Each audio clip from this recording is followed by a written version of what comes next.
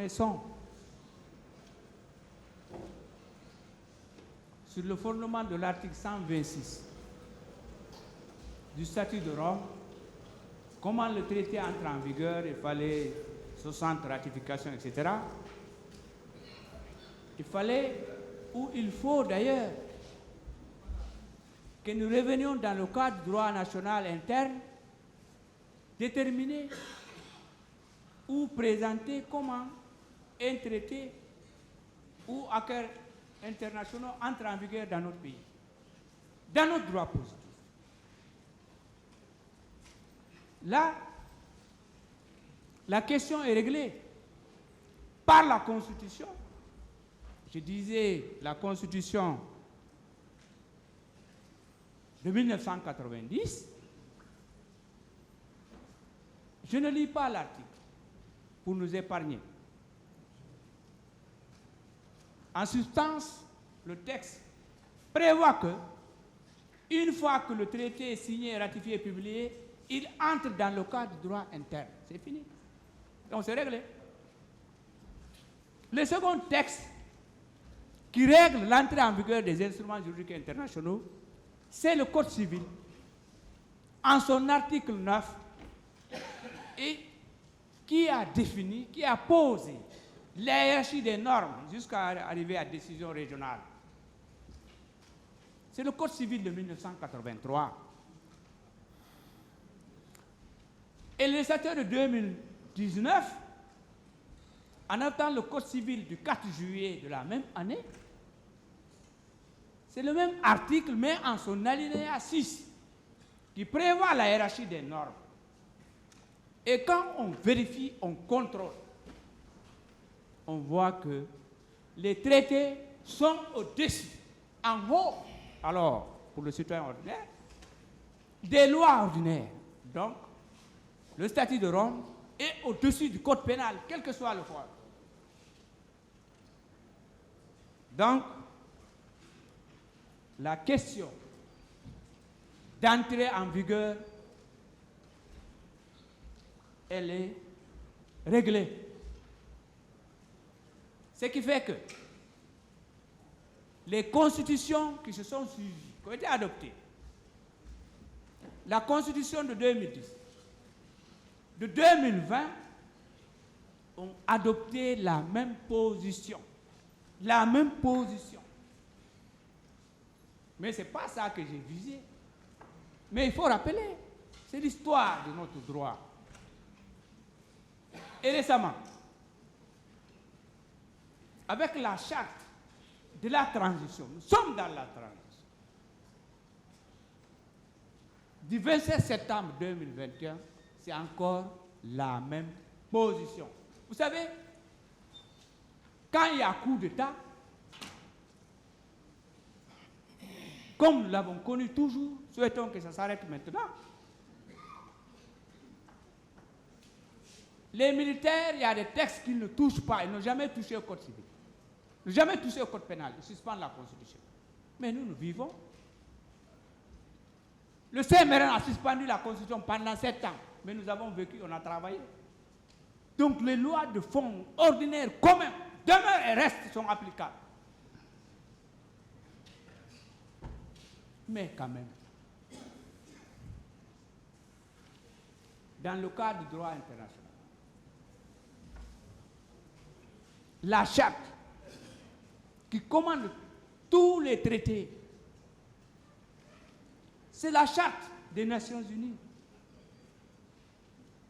du 26 juin 1945 qui définit comment les traités entrent en vigueur.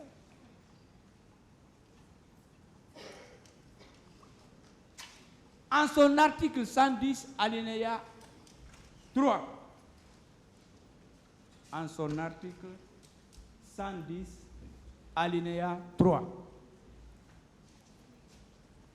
en le lisant, ça devient redondant. Également, la charte africaine des droits de l'homme et des peuples du 21 octobre 1986, en son article 63, alinéa 3, c'est la même position. Et même en matière commerciale, le traité portant harmonisation du droit des affaires en Afrique du 13 octobre 1983, en son article 52, alinéa 2. Là, je vais lire, il n'est pas là. Citation.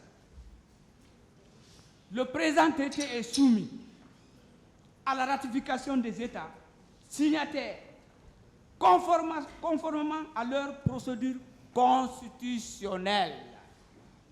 L'OHADA, c'est à la portée de tout le monde.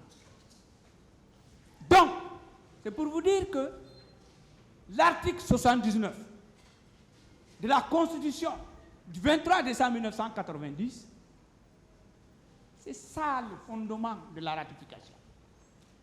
Au côté, l'article 9 du Code civil. Donc voilà, Monsieur le Président, expliquer de l'adoption à l'entrée en vigueur. On répliquera, on le sait, en disant, ce n'était pas internalisé, ce n'était pas inséré dans le code pénal. Nous allons l'entendre, je le sais, c'est pourquoi il faut répliquer avant. Alors, quelle est la base légale? Le texte de loi, ça peut être loi ordinaire, un décret, qui dit que il faut que le texte soit inséré dans le droit national pour qu'il soit applicable. Jusqu'à présent, je cherche. J'ai besoin de connaître, j'ai besoin d'apprendre. À mon entendement, ça n'existe pas. Il y a beaucoup de traités et accords internationaux qui sont entrés en vigueur en Guinée sans qu'on insère dans le droit national. Alors, dans quel texte national on a inséré le cas des réfugiés? Dans quel texte? Moi, je ne connais pas. Nous avons reçu des réfugiés libériens, léonais ici. Ils étaient pleins à la belle vie au rond-point. Il y en a qui sont restés, qui sont mariés. C'est tout à fait normal. Donc,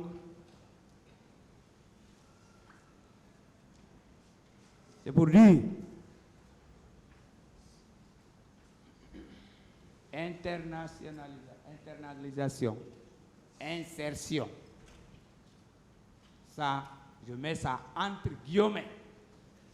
Parce que ici, c'est le droit positif. Il faut utiliser le droit.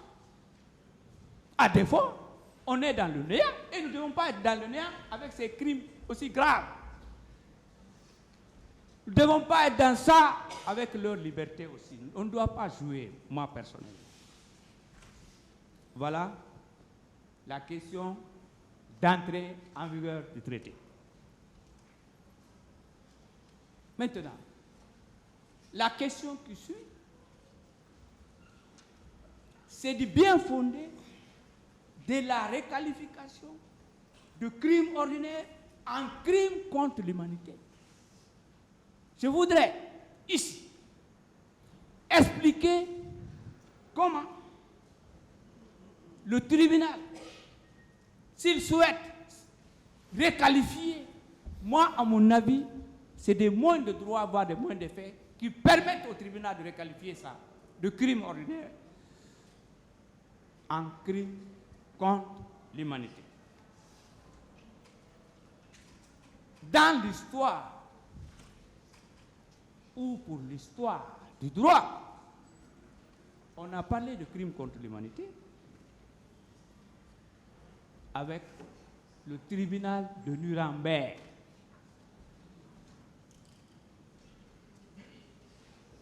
C'est le tribunal, lorsqu'on a créé le tribunal de Nuremberg et de Tokyo, en 1945, après la Deuxième Guerre mondiale, qui a fait des millions de morts. Même des Guinéens, des Sénégalais et autres, beaucoup d'Africains sont morts dans ça. Pourquoi on parle de tirailleurs sénégalais? Des gens pensent qu'il n'y avait que des Sénégalais. Non, il y avait des Guinéens, des Burkinabés, etc. L'Afrique noire était là-bas. C'est pourquoi ça fait très mal, ça me choque quand je vois les enfants, mes enfants, nos enfants se noyer dans la Méditerranée. On a sauvé ces gens-là. Cas de grâce. Bien. Lorsque nous prenons l'article 6 de cet accord, il dit les crimes contre l'humanité, il y a deux éléments. Il faut une attaque contre une population civile, mais il faut que l'attaque soit généralisée et systématique. Ça, c'était au temps de Nuremberg. Maintenant, la question a évolué avec les TPY, c'est-à-dire c'est la Yougoslavie, Rwanda, Sierra Leone, etc. et autres. Il y a tellement de décisions en la matière. Toujours la même position a été maintenue. On n'est plus régi par ces textes de Nuremberg. On n'est plus régi par le TPY grec, Yougoslave, etc. Aujourd'hui, les faits dont votre tribunal est saisi, à notre avis, étant des crimes contre l'humanité, sont régis par le statut de Rome du 7 juillet 1998. Et là, ce statut, en son article 7, prévoit les crimes contre l'humanité. Prévoit. Et là aussi, il est long. Je vais vous épargner beaucoup de choses. Je lis le premier paragraphe avec votre permission. Au fin du présent statut, on entend par crime contre l'humanité l'un quelconque des actes ci-après, lorsqu'il est commis dans le cadre d'une attaque généralisée ou systématique lancée contre toute population civile et en connaissance de cette attaque. Voilà comment le statut définit les crimes contre l'humanité. C'est vraiment clair. Même à l'école primaire, le français là, il est facile, on comprend. Ce qu'il faut préciser, sans il est long, ce qu'il faut dire, c'est que les crimes ordinaires là, c'est ça que ce sont des crimes contre l'humanité. C'est le meurtre, il énumère le secteur international, etc., viol, etc., déportation, disparition, etc. Parce que le public, ou le non-informé, pardon, tout le monde n'est pas juriste. Beaucoup pensent que les crimes contre l'humanité, c'est autre chose que des crimes de meurtre. Ce sont les crimes de meurtre, de viol, de déportation, d'extermination, etc., qui constituent les crimes contre l'humanité. La question, qu'est-ce qu'il faut? Comment faire la différence entre crime ordinaire et crime contre l'humanité? C'est tout, c'est la question là qu'il faut régler. Moi, je pense, et se règle de la façon suivante. 1. C'est la manière de commettre le crime et les personnes victimes et les auteurs. C'est ce qui fait la différence entre crime ordinaire et crime contre l'humanité. Mais, depuis 28 septembre, chaque jour on tue les gens, on viole même des bébés. On assassine, on torture. Mais on n'a jamais dit que ce sont des crimes contre l'humanité. Pourquoi? Parce que ce n'est pas une attaque systématique et généralisée contre une population civile. Mais ce qui s'est passé au stade, je n'en reviens pas, ça a été contre une population civile. Bien.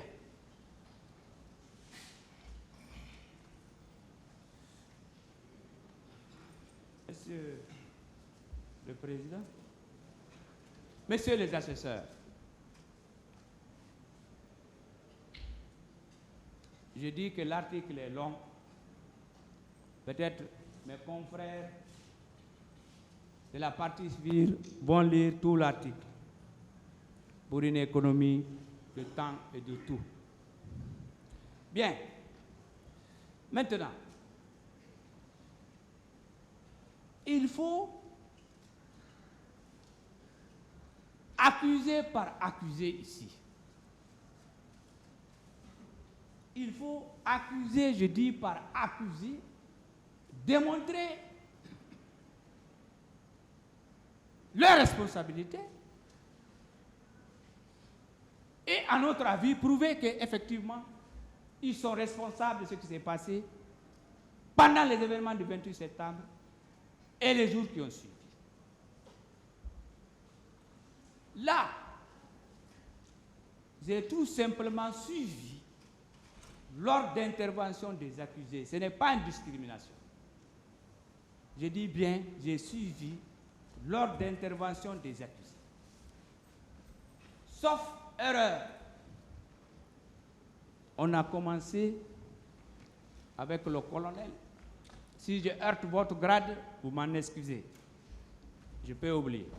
Nous avons commencé, le tribunal a commencé à interroger au fond ici, publiquement, par le colonel Moussa Thieboro Kabara.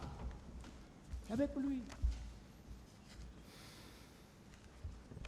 A rappelé que le colonel a été entendu devant le pool des juges d'instruction le 30 avril 2011, suivant procès verbal devant le pôle. Il a fait des déclarations.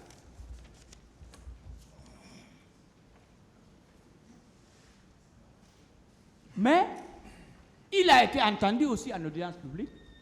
C'est un secret de polichinelle. Entendu à l'audience publique du 10 octobre 2022, du 12 octobre 2022, etc. Mais on ne reviendra pas sur beaucoup de choses, sur les faits.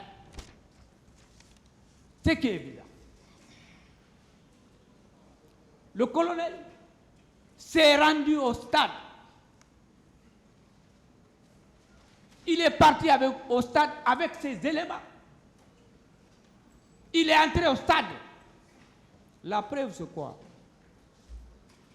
Je tire l'une de preuve dans les déclarations de l'ex-chef de l'État, capitaine Moussa Daïdi Camara, qui a dit ou déclaré, affirmé, soutenu qu'il n'a jamais donné l'ordre au colonel de se rendre au stade.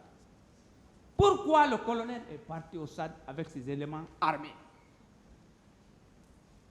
Ce qui s'est passé à la terrasse, ce qui s'est passé auprès de la pharmacie Manizé, je n'en reviens pas. Je veux des éléments clairs pour aider le tribunal à la manifestation de la vérité. Donc, un de ses co-accusés, à qui je respecte tous d'ailleurs, le chef de l'État, l'ancien chef de l'État,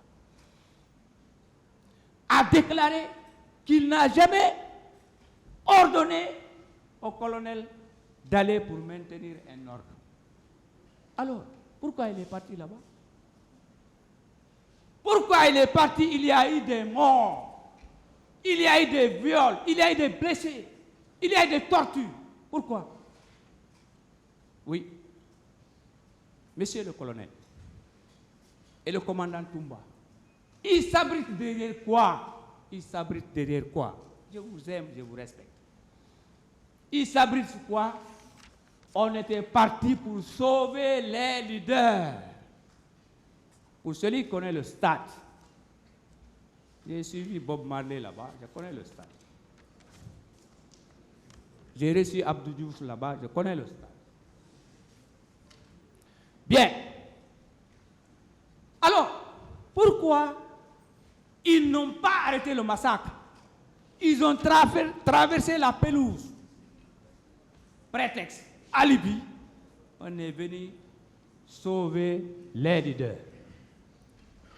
Mais il y a un grand homme qui est passé par là, à qui vraiment je l'admire, M. François Louzenifal. Il dit en français, il nous a sauvés, il n'était pas venu nous sauver. Vous voyez, il a très bien dit, c'est du français, pour celui qui comprend. Donc, moi je dis, en tant qu'être humain, en tant qu'avocat, en tant que militant des droits de l'homme depuis 1995, une vie est égale à une vie. La vie du commandant Toumba est égale à ma vie. La vie du général Mamadi Doumbouya est égale à ma vie, etc. C'est cela, là. Pour moi. Hein. Donc, il fallait arrêter le massacre. Donc, cela ne tient pas. Je ne dirais pas. Monsieur Ansouman Kamara dit Bafoué. Il a témoigné ici. Il a témoigné ici. Il a déclaré clairement. Il dit, c'est lorsque le commandant Toumba et ses éléments, le colonel Moussa Tcheboro Kamara et ses éléments sont entrés dans le stade que les tirs ont commencé. Hein? Moi, il n'y a pas preuve mieux. Nous sommes en matière pénale, il n'y a pas preuve mieux. Un témoin de la police qui déclare ici, c'est lorsque le commandant Toumba, un grand taekwondo-man, et ses éléments sont entrés dans le stade et le colonel a commencé. Le reste, tout le monde le connaît. Donc, voilà pour le colonel. Et que ça a été préparé. Il savait en allant avec des armes de guerre en face des populations, une population des femmes et des jeunes, des vieux, non armés. Qu'en ouvrant le feu, c'est la mort. L'intention criminelle, est là. L'intention de faire du mal est là. Les viols, je ne parlerai pas de ça. On connaît. Donc, voilà pour le colonel. Le deuxième qui est venu à la barre ici, je suis leur chronologie d'intervention, c'est M. Marcel Guilabou. Je ne vais même pas retarder ici. M. Marcel,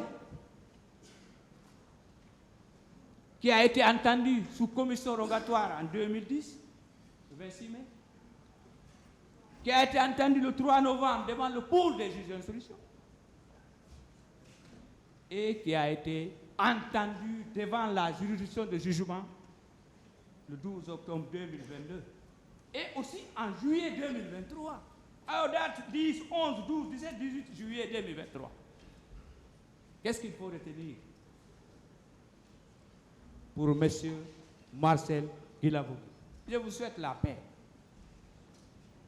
Je ne vous souhaite jamais du malheur. Mais il faut que je dise ce qui s'est passé. Pour M. Marcel,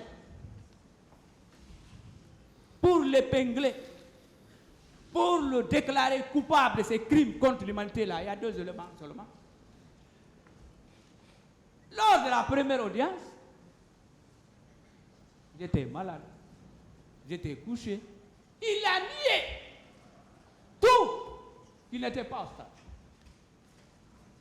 Il revient ici avec une brochure certainement bien tapée, disant qu'il était au stade. Ah, mon Dieu, c'est ça. Monsieur Marcel, ça suffit, mais je vais dire ce que vous avez déclaré à l'audience du 11 juillet 2023, monsieur Marcel. Vous avez dit, je confirme que je suis sorti du camp pour aller au stade. Ça suffit. Mais monsieur Marcel a des éléments. Il y a eu des morts au stade, c'est un militaire, c'est un béret rouge. Je souhaite que vous ayez des circonstances atténuantes. Mais ça, c'est évident et c'est clair. Il y a aussi, il déclare, je confirme avoir vu les recrues de Kaléa au camp Alpha Yaya Diallo. Déclaration de Marcel, audience du 17 juillet 2020. Ça, c'est la preuve. Parce qu'ils sont ensemble. Avec tous, ils sont ensemble, beaucoup ici. Je vais citer le commandant Toumba, l'ancien chef d'État, Moussa Tchegoro, et autres. Donc, la milice ou les éléments de Kaléa, c'est un accusé qui nous dit, ils étaient venus. Il y a aussi Soumaoro qui l'a soutenu ici, un témoin qu'on a torturé au 30 d'escalier. Que les jeunes de Kaléa sont venus du 25 au 26 septembre 2009, lors d'intervention. C'est M. Abakar Sidiki Diakité. Le commandant était à Dakar. Il a été arrêté là-bas. N'entrons pas dans ces petits détails des juridictions sénégalaises et autres affaires étrangères. Ne parle pas de ça. Mais, il dit, à l'audience, dans votre procès verbal, dans son procès verbal, il dit, non, ce n'est pas Dadis qui m'a ordonné d'aller au stade. C'est écrit noir sur blanc dans son procès verbal. Alors, qui l'a ordonné d'aller au stade? On sait que le commandant Toumba, il a toujours des éléments. Pourquoi il a des éléments? Je rappelle. Monsieur le Président, rapidement. Une fois, on était à la cour d'appel ici. Il y avait question de drogue. Et ils poursuivaient ces personnes-là. Ils sont venus. Mais quand j'ai vu le commandant Toumba, des hommes et des armes, ils ont dit que personne ne doit entrer dans la cour, personne ne doit sortir. Mais heureusement pour moi, j'étais au tribunal de commerce. Il fallait voir les armes. Alors, si les forces vives veulent contester leur pouvoir, imaginez, hein, ça c'est la drogue, ce qui est évident, c'est la mort. Et ce qu'ils ont fait, ils ont tué.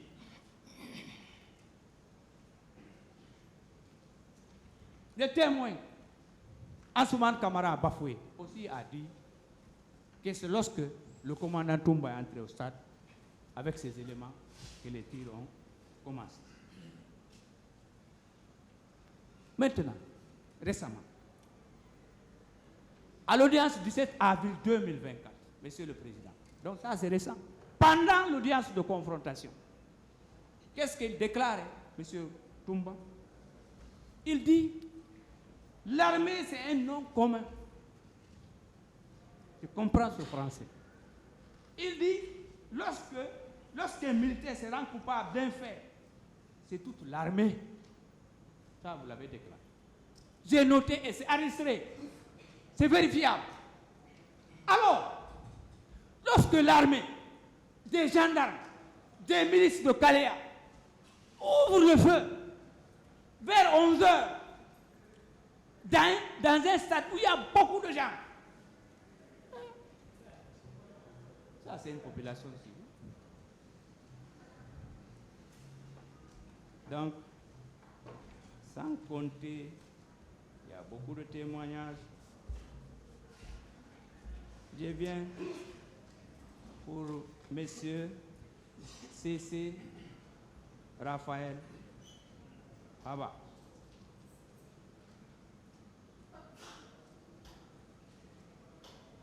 Il dit qu'il est garde-corps de Toumba.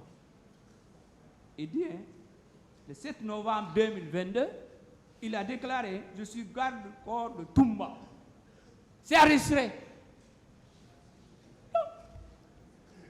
Pour cesser Raphaël là-bas, étant avec un commandant, avec des berges, des pick-up, ayant ouvert le feu au stade, Monsieur le Président, la question ne se pose pas si Monsieur C.C. Raphaël là-bas est impliqué. Il est impliqué dans ces crimes contre l'humanité.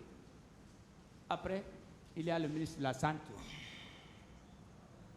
Le 5e, Monsieur Ablaye Chérif Diaby. Mais, 2 éléments de preuve contre, excusez-moi si c'est votre grade, je pense que vous êtes colonel Ablaye Chérif Diaby. Il y a 2 éléments. Le premier élément, M. Diaby fait partie des personnes avec le colonel Oumar Sano et autres qui ont dissimulé les corps. Il fait partie. Deuxième élément, en principe, que nous pensons qu'il doit le tenir dans cette affaire, c'est que on sait ce qu'il a dit à Donka. Moi, je me réserve, il sait ce qu'il a fait comme geste physique et gestes verbaux à Donka. C'est dans les PV, c'est enregistré. Honnêtement, comme l'a conseillé Monsieur le Président, on doit éviter de parler de beaucoup de choses. Monsieur Ibrahim Kamara dit Kalonzo, qui a été entendu en 2012, qui est passé en audience publique le 16 novembre 2022. Pour lui, c'est très simple. Ou dire que c'est facile pour nous, à prouver qu'il est impliqué. Il y a un témoin qui est venu ici, en avril 2024. Il était en tenue, c'est un gendarme, je crois. Je n'ai pas noté son nom. C'est pas grave. Qui a dit, il ne peut ni confirmer, ni infirmer que M. Kalonzo est sorti. Et il dit que M. Kalonzo n'était pas au violon. Monsieur le Président, M. Ibrahim Kamara était dans le système. Donc, moi j'estime qu'il est sorti, il a opéré et il est revenu. C'est tout. Il y a, on va plaider, il y a l'absent. C'est le commandant Claude Pivy. Si je heurte son grade, chers confrères, excusez-moi. D'abord, les destructions sur l'axe. Il fait partie. Il était dans le commandement de destruction des boutiques et autres sur l'axe. Il était à la Bellevue.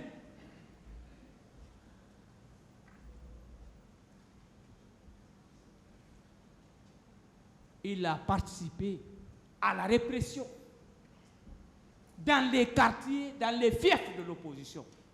Il dirigeait l'équipe ou les équipes. Monsieur le Président, donc,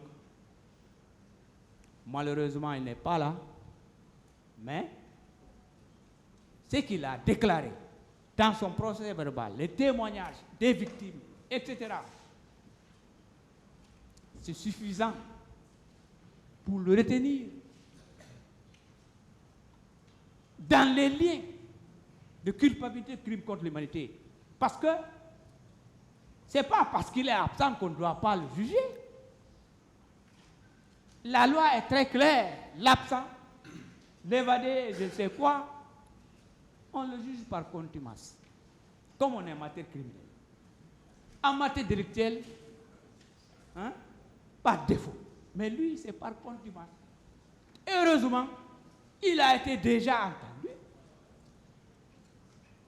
Les débats, l'essentiel des débats, se sont déroulés en sa présence.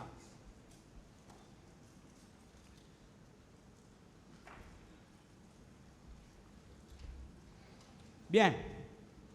Pour l'ancien chef de l'État, les confrères en reviendront largement. Sa responsabilité, on ne développe pas devant, c'est d'abord le fait d'envoyer, de recruter la milice de Kaléa. C'était sous son autorité, Monsieur le Président. Et la milice, les éléments de Kaléa sont intervenus au stade avec des machettes, des coupes, des haches, des bâtons, des gourdins.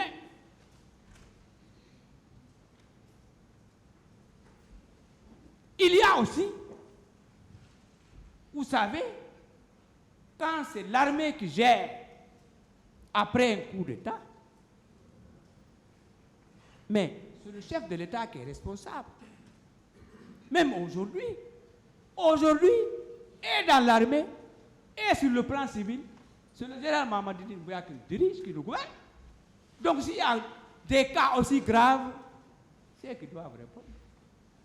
Donc, le principe, il est là. Il était chef militaire et aussi chef de l'État, ayant entretenu, planifié les éléments de Kaléa pour que ces personnes-là aillent au stade et faire ce qu'elles ont fait. Donc, devant, on rappellera l'article qui intéresse les chefs hiérarchiques et militaires.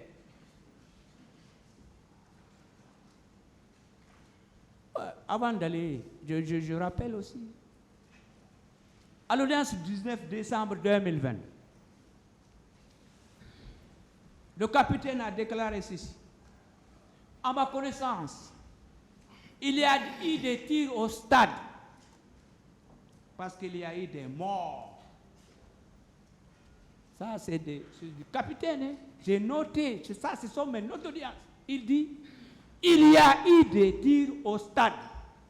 C'est le fait des militaires. Mais écoute, comment les militaires? C'est d'abord le chef de l'État. Parce que si le chef de l'État dit au ministre de la Défense, ne fais pas ça, il ne le fera pas. Si celui-ci dit au chef d'état-major, ne fais pas ça, il ne le fera pas. Et ainsi de suite.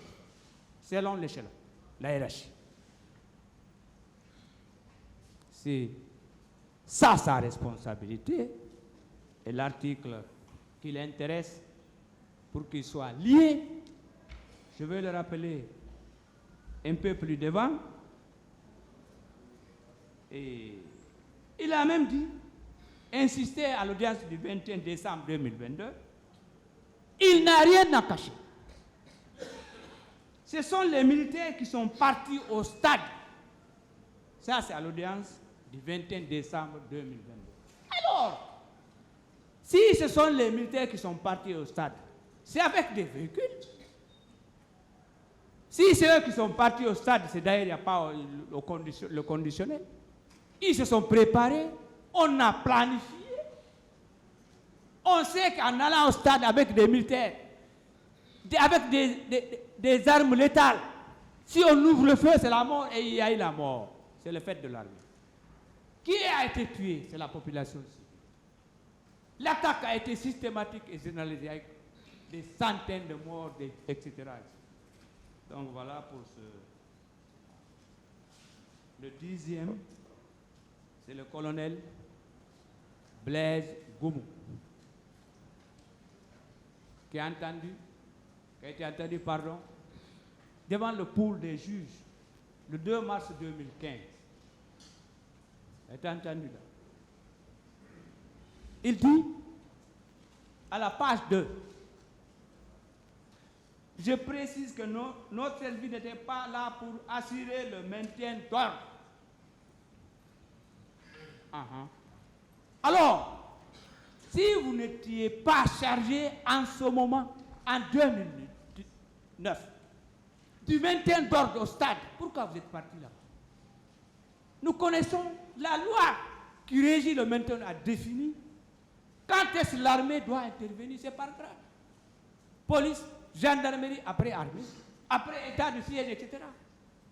Mais le fait pour lui d'aller au stade, il n'est pas chargé du maintien d'ordre, mais ce n'était pas pour caresser les manifestants. Ce n'était pas pour sauver les manifestants. C'était pour faire du mal. Nous connaissons ce qui s'est passé.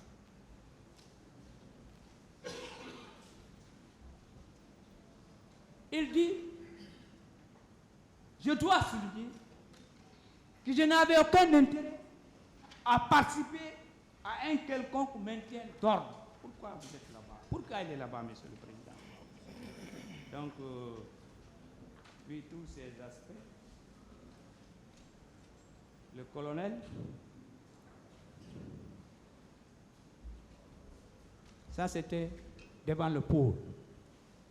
À la barre ici, qu'est-ce qu'il a dit? Le maintien d'ordre ne fait pas partie de mes attributions. Il l'avait dit ici, le 25 janvier 2023. Il dit aussi, plus grave, que nous étions dans 3 pick-up. Et dans chaque pick-up, il y avait 6 éléments. 6 fois 3, c'est 18. 18 éléments avec des armes. Ce n'était pas pour caresser. C'était pour tuer et tomber sur nos mamans, nos tantes, nos femmes, nos soeurs. C'est ce qu'ils ont fait. C'est déplorable, c'est regrettable. Et je prie Dieu que cela ne revienne pas en Guinée. Il a même dit, on est passé vers l'Andrea, etc., etc., etc., arrivé au camp Al-Faya vers 13h. Je termine. Pour chaque accusé, je termine avec M. Paul Mansa Guilavogui. Parce que c'est 11 accusés, j'ai suivi lors d'intervention. M. Paul, pour lui, au camp Koudlara, comme il assurait la sentinelle, il n'a commis aucune infraction. Mais la sentinelle est très importante. Vous savez, souvent en matière de guerre, c'est la sentinelle qu'on tue d'abord. Nous voyons dans le cinéma. Dès qu'on voit la sentinelle, on l'élimine ou on ferme sa bouche, on entre. Donc, il s'occupait de quoi? Surveiller les entrées et les sorties, surtout les entrées, pour ne pas qu'il y ait d'autres personnes. Ce n'est même pas un complice de ces crimes, de ces tortures et crimes contre l'humanité. En rappelant que les tortures sont prévues aussi au niveau de l'article 7 du statut de Rome. C'est-à-dire que c'est un élément des crimes contre l'humanité. Et aussi à préciser, un seul élément suffit. C'est-à-dire que les viols seulement suffisent pour dire qu'il y a crime contre l'humanité. Et il y a eu viol.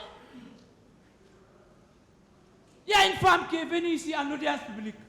Je ne la nomme pas. Elle dit, moi je parle devant tout le monde. J'ai été violée. Et donc, Kankundara, je rappelle ce qu'il faisait là-bas. On disait aux jeunes, donnez-vous des coups jusqu'à ce que le sang sorte. Vous allez manger. Ça s'est passé là-bas. Je ne voulais pas dire ça ici, mais ça s'est passé. Mais ce n'est pas tellement ça. Ne heurte pas les mœurs et l'unité nationale.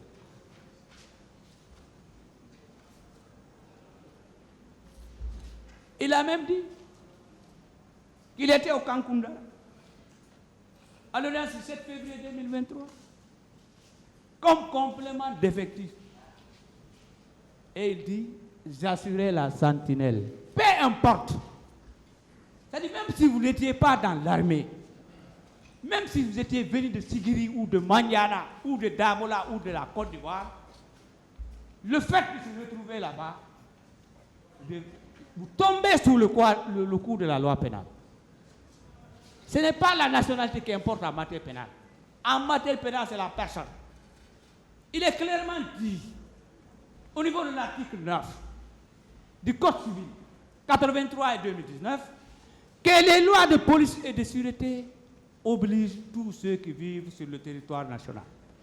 En d'autres termes, si un Chinois viole le feu rouge à Kouléondi, le policier arrête son véhicule.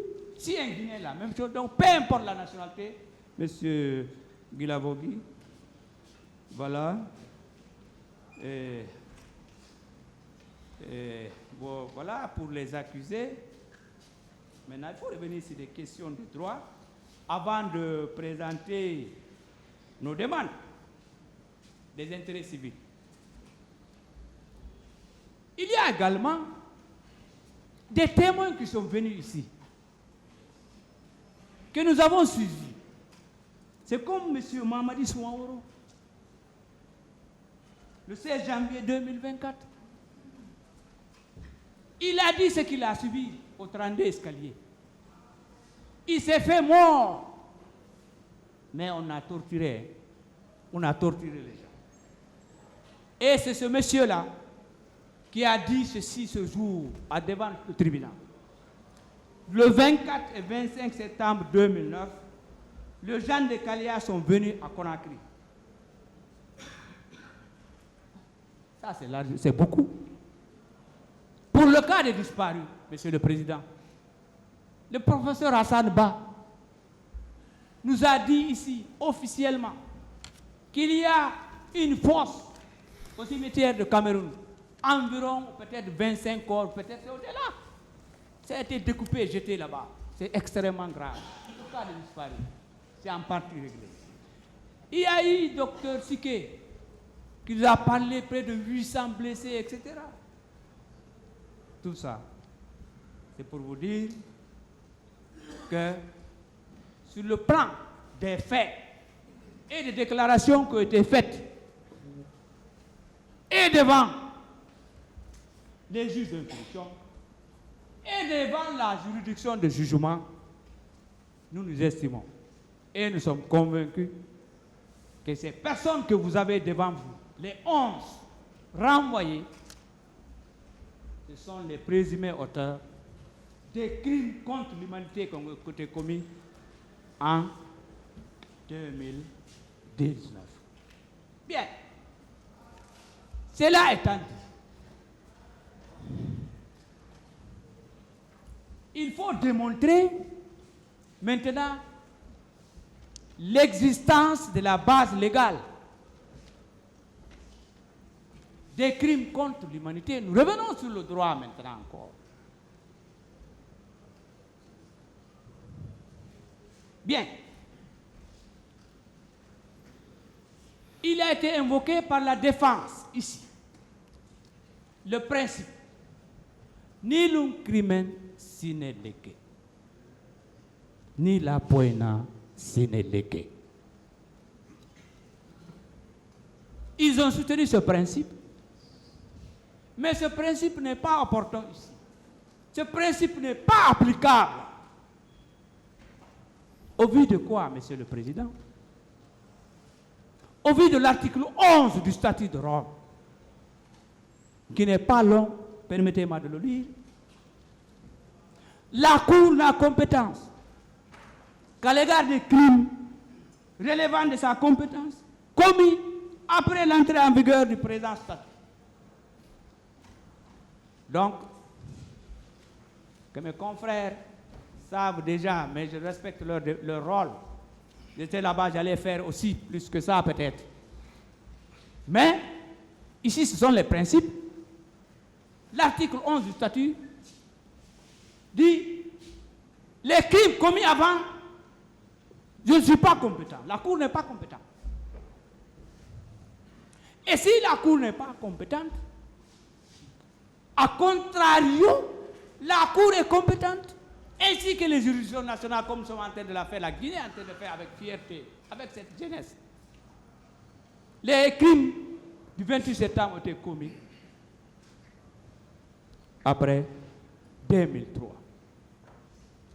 Même si c'était commis en 2003, 2 jours après, parce qu'il y a question de jour franc, c'est fini. Ces faits-là, ce sont des crimes contre l'humanité. Et là,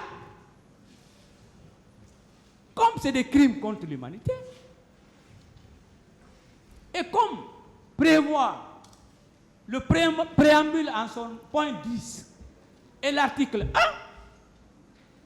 la Cour, elle est complémentaire de votre juridiction. Vous avez la priorité de juger ces crimes contre l'humanité. La Cour doit attendre.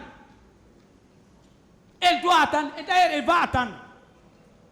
Nous allons juger entre nous, Guinéens. On est capable, si nous voulons, nous pouvons. Quand on a voulu l'indépendance, on l'a eu. Si nous voulons le développement, nous l'aurons. Donc, en termes de complémentarité, le préambule en son point 10, il faut rappeler que le préambule, c'est une partie intégrante du statut. C'est comme la Constitution.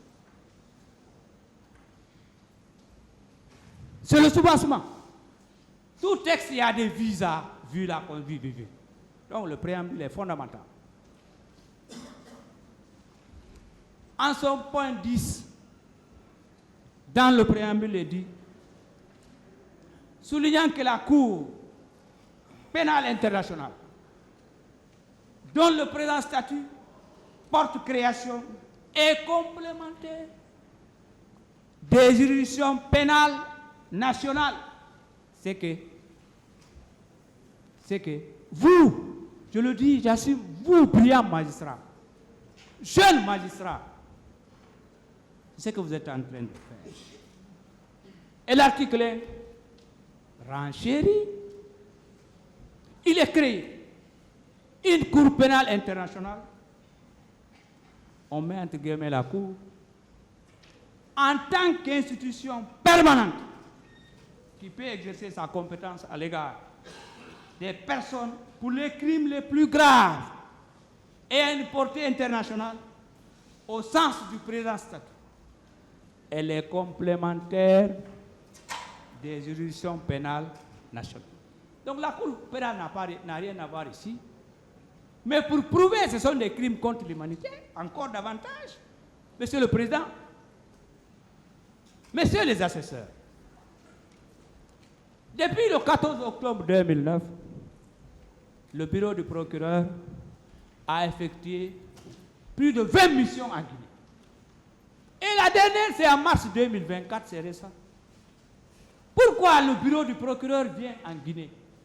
Pourquoi le procureur Khan est venu ouvrir le procès, venu assister à l'ouverture du procès? Pourquoi? Nous devons nous poser cette question. Pourquoi il ne vient pas ouvrir les procès criminels qui se passent à Koundara, à Kankan et à Dalaba? C'est parce que ce sont des crimes ordinaires, parce qu'ici, ce sont des crimes contre l'humanité. Donc, lui, il est venu ici. Mais la procureure, Mme Fatou Bensouda, est venue ici. En 2011. On s'est entretenu à l'archevêché. Pourquoi elle vient? Pourquoi elle venait? Pourquoi le bureau de procureur vient? C'est parce que ce sont des crimes contre l'humanité. À rappeler que ce sont des crimes contre l'humanité. C'est parce que la répétition est pédagogique. Le commandant Toumba et le capitaine Dadis ont été inculpés sur la base du statut de Rome. 20. Et que le capitaine Moussa Dadis Camara le commandant Toumba, le colonel Thieboro, et tant d'autres, ils sont là parce qu'ils sont chefs hiérarchiques militaires.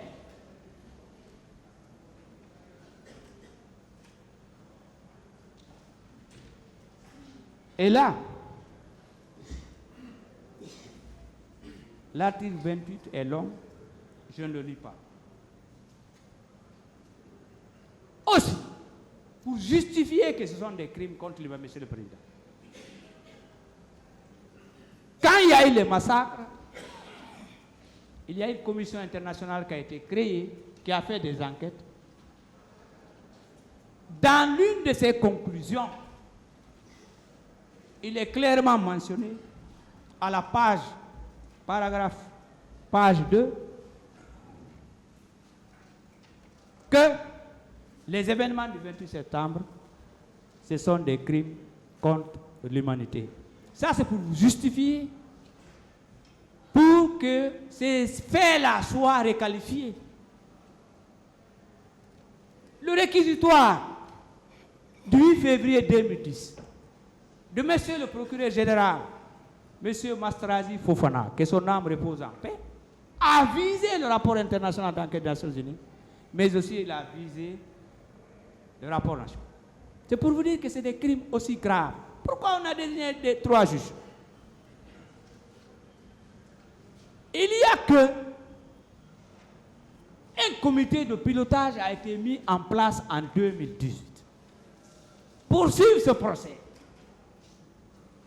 Le Haut Commissariat des Nations Unies aux droits de l'homme, dont je vois le représentant, le Haut Commissariat là, c'est grâce à l'affaire du 28 septembre que ce Haut Commissariat est venu en Libye. C'est pour suivre le procès. Il y a même un représentant des Nations Unies, M. Ball, qui est dans la salle, qui suit ce procès, qui fait des comptes rendus au niveau des Nations Unies. Pourquoi on le fait? C'est parce que ce sont des crimes contre l'humanité.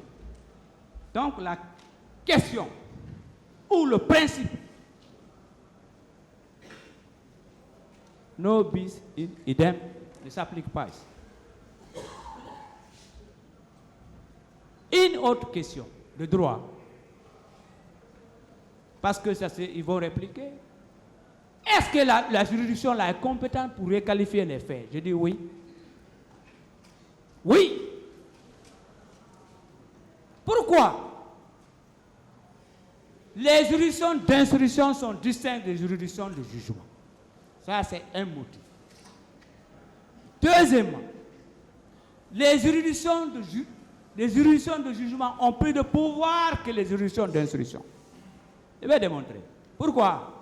Mais c'est la juridiction d'instruction qui acquitte. C'est la juridiction de jugement qui acquitte. On est dans ce cas.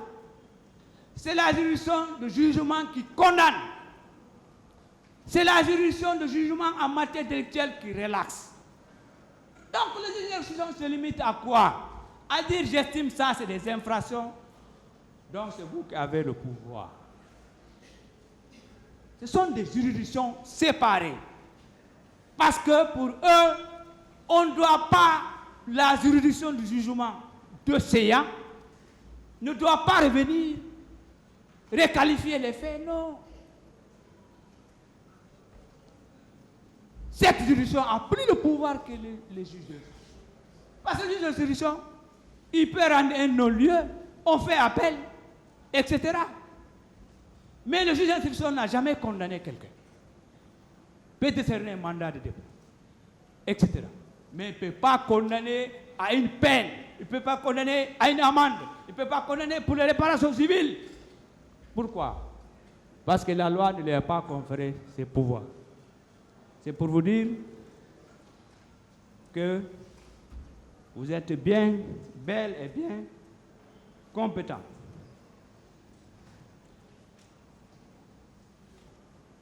Maintenant,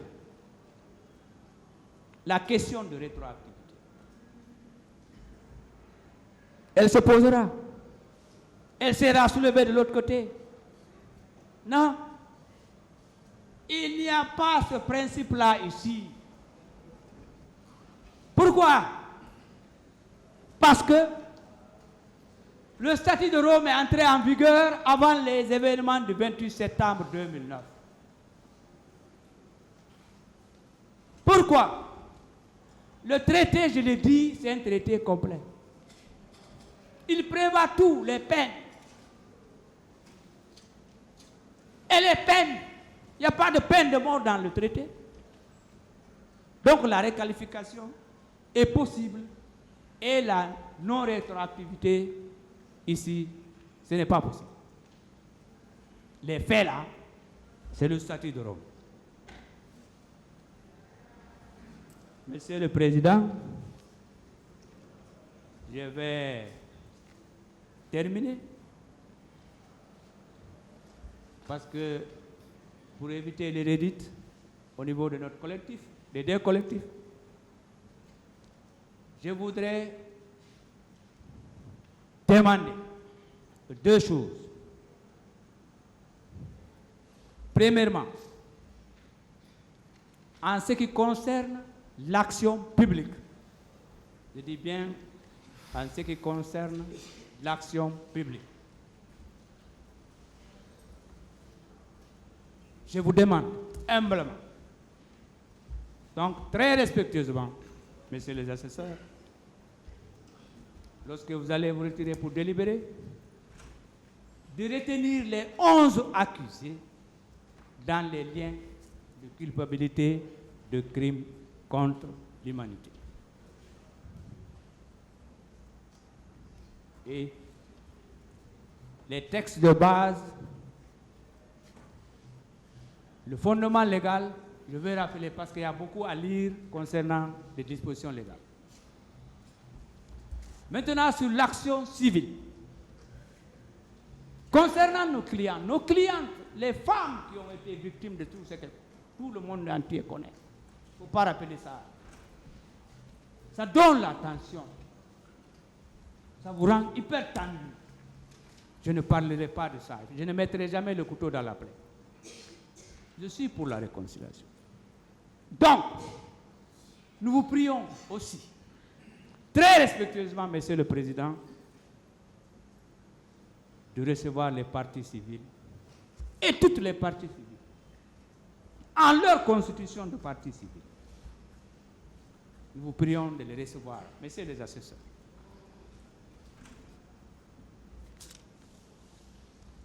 Si la constitution est reçue, nous vous prions de déclarer ces constitutions bien et valablement fondées. Monsieur le Président. Et en conséquence, lorsque vous allez déclarer ces constitutions, elles sont nombreuses, recevables et bien fondées, qu'est-ce que nous avons fait? Nous avons dit sauf erreur ou omission. Condamner solidairement, indéfiniment, les accusés renvoyés devant votre juridiction au paiement des sommes suivantes.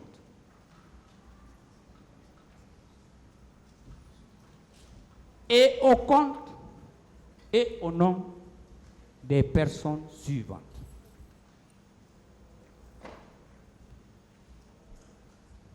Et là, nous avons fait par infraction, par catégorie de souffrance.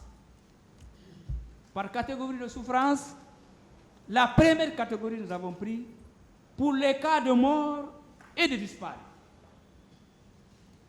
Nous vous prions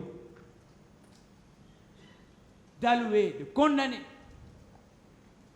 pour que chaque personne, dont je vais citer le nom, elles ne sont pas nombreuses, à 2 milliards de francs guinéens, pour que chaque victime, ce n'est pas pour le mort ou la morte, mais c'est pour les ayants droit, pour que chaque ayant droit ait 2 milliards. Donc pour mort et disparu, il y a Fatimatou Diallo, ou madame,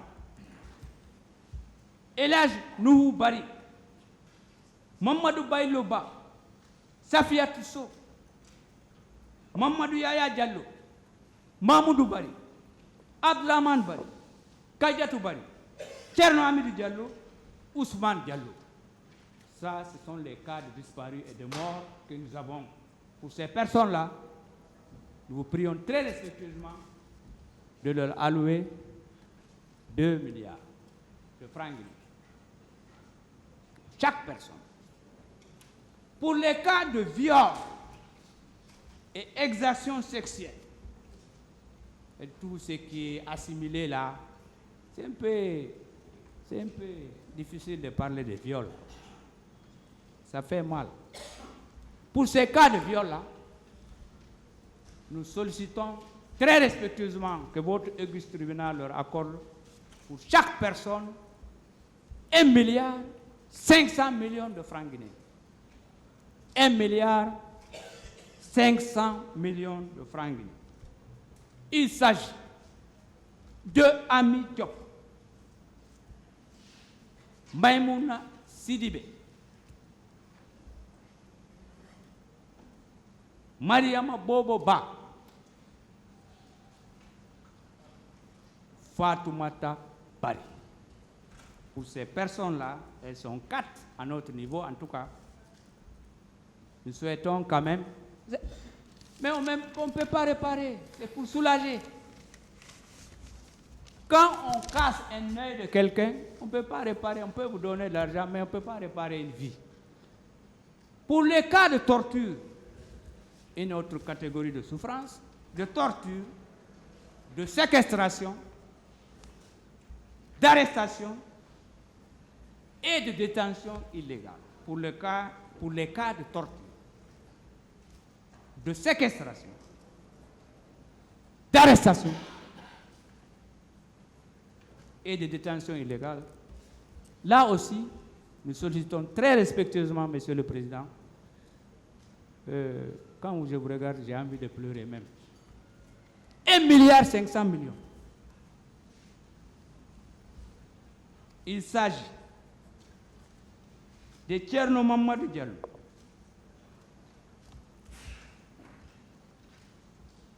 ils sont 2, Tcherno Mamadou Diallo et Mamadou Chérif Bari. Parce qu'il ne faut pas accuser pour accuser. Les deux cas-là qu'on a, des cas de torture et autres. Maintenant, pour le dernier cas, ce sont les blessés. Les blessés qui ont des jambes amputées, balles dans le corps, fracturées, etc. Parce que on ne peut pas réparer ça. Il s'agit, là on demande 1 milliard pour chaque personne. 1 milliard pour chaque personne. 1 milliard pour chaque personne. Il s'agit de Mamadou Boboba,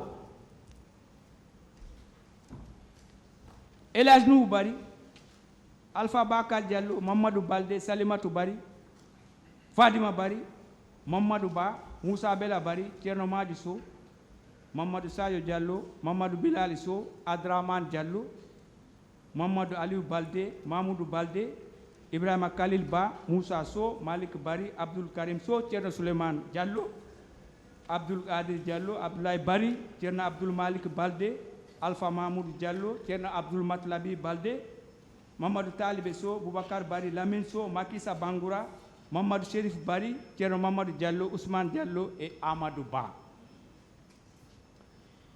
Ça, ce sont les blessés. N'empêche, ce que j'ai dit ici, comme c'est enregistré, peut-être on peut communiquer ça au moins pour faciliter, pour qu'on connaisse les vrais noms. Maintenant, nous demandons également, Monsieur le Président, 20 milliards de francs guinéens à titre de dommages et intérêts. 20 milliards de francs guinéens à titre de dommages et intérêts.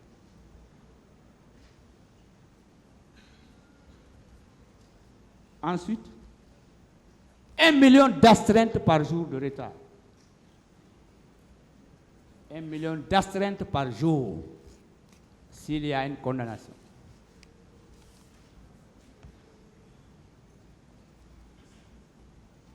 Bien.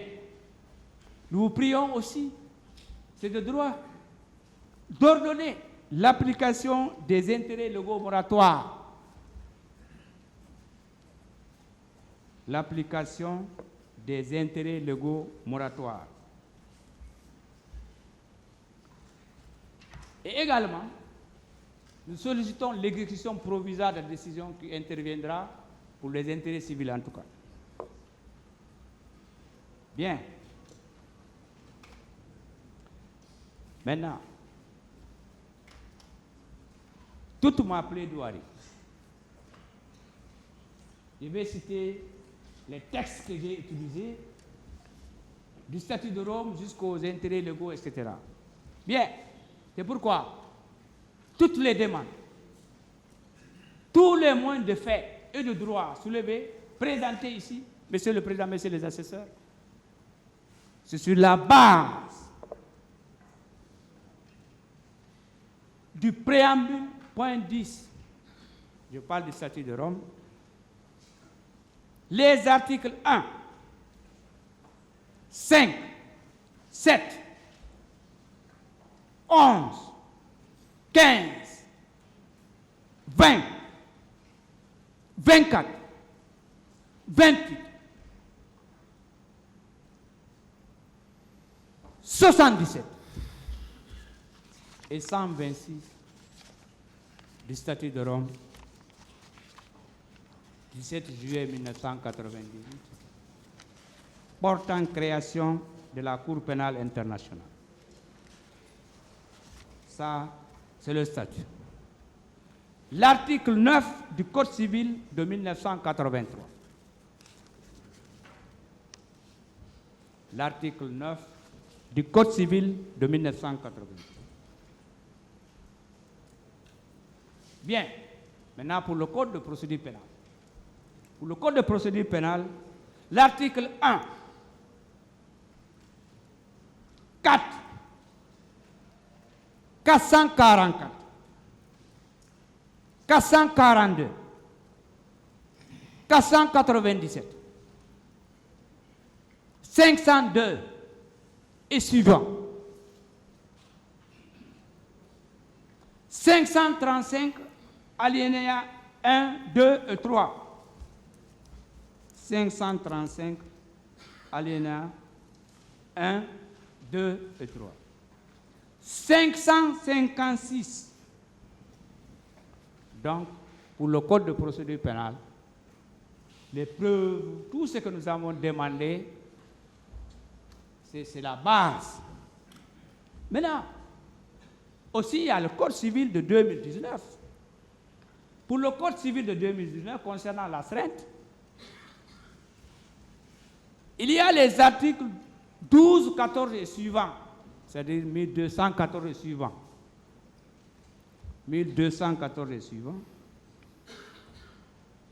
1122 et suivants. 1131 et suivants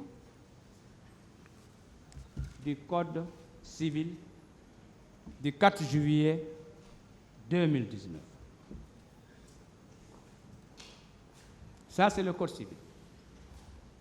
Concernant la loi sur les intérêts légaux, on a visé l'article 1 et 6.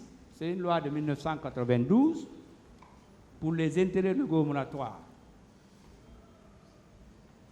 Pour les frais et dépenses, les articles 741 et suivants, 563 et suivants du Code de procédure civile, économique et administrative. Nous l'appelons communément CPCEA. Monsieur le Président,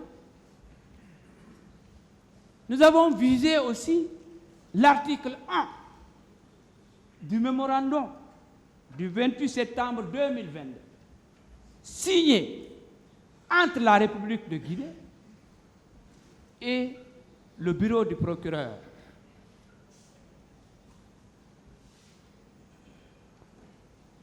Voilà les bases légales et j'ai fini presque. Je voudrais terminer. Parce que j'avais commencé par le mot réconciliation. Je tiens à cela. Parce que moi, je ne suis pas d'accord qu'après ma mort, mes enfants disent qu'est-ce que mon père là a fait, il est avocat, il est enseignant. Et Allah, il va dire quoi? Qu'est-ce qu'ils ont fait? Prenons nos responsabilités pour qu'on se réconcilie. Ces accusés, je le répète, ce ne sont pas des personnes à écraser. Lui, il ne sait pas, le commandant Toumba ne connaît pas. Son maître de taekwondo, il n'a qu'à chercher très bien. Celui qui a entré son maître de taekwondo, il n'a qu'à demander qui il est pour moi.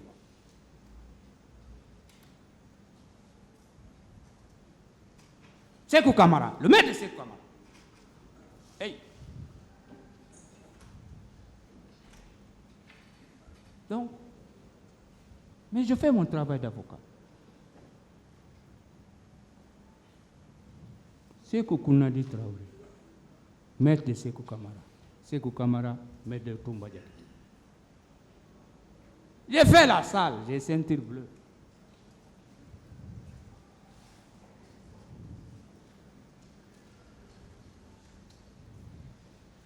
Il y a les liens.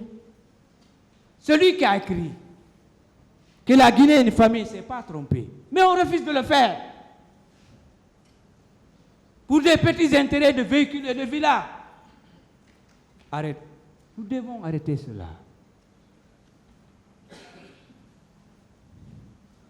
Des gens devraient chercher visa pour venir en Guinée. Qu'est-ce que les gens cherchent aux États-Unis? Qu'est-ce qu'ils cherchent en France avec le froid? Martin connaît. Ils se noient de gauche à droite. Par notre faute, par la faute de l'État. Tous les systèmes en Guinée ont échoué. Mais nous, comme on a un peu d'énergie, vous surtout la génération là, je vous appelle à le faire. Moi j'ai dit, nous c'est bonus, on peut vous accompagner. Mais les maîtres Sovogui sont là. Zokami, Traoré, etc. Maître Alimatou. Et même le tribunal, tout le monde, levez-vous, allons à la réconciliation. Sinon, Dieu va nous condamner. Et d'ailleurs, Monsieur le Président, il y a un rapport provisoire qui a été fait par la Commission provisoire de réflexion sur la réconciliation nationale. La Commission a travaillé pendant 5 ans. La Commission a remis le rapport au professeur Alpha Condé. J'étais là-bas. Le chef de file de l'opposition était là-bas. Tout le monde, les ambassadeurs.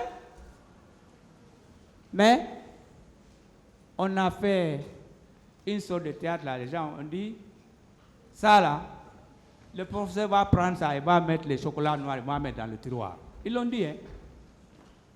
Réveillons ce dossier. Et donc, je termine en disant Alhamdulillah Rabbil Alamina. Pourquoi? Dieu m'a montré ce procès. J'ai traversé beaucoup de choses. Ma femme a pleuré, mes enfants. Ah oui. Ce que j'ai enduré dans ce dossier, beaucoup connaissent. Mais l'homme doit pardonner même s'il n'oublie pas. Ce n'est pas ici. Donc, moi, Monsieur le Président, Messieurs les assesseurs, je vous dis, vous m'avez honoré, sincèrement. Moi, je n'attendais pas, vous savez, la jurisprudence. Donc, pour cela, tous ceux qui ont œuvré pour que j'intervienne,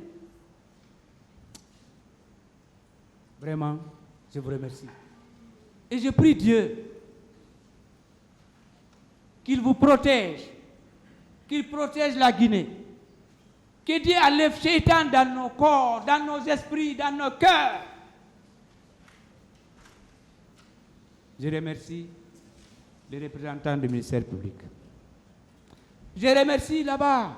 Il y a que des amis, des disciples là-bas, des collègues à la fac. Ah oui. Quand je vois M. Traoré, M. Pépé, etc., Zokami, tout le monde là-bas, qui m'habille, qui me donne des chaussures, de l'argent. Je vous le jure, partout où je vais, prenez votre carburant, prenez ceci, des boubous, des chaussettes.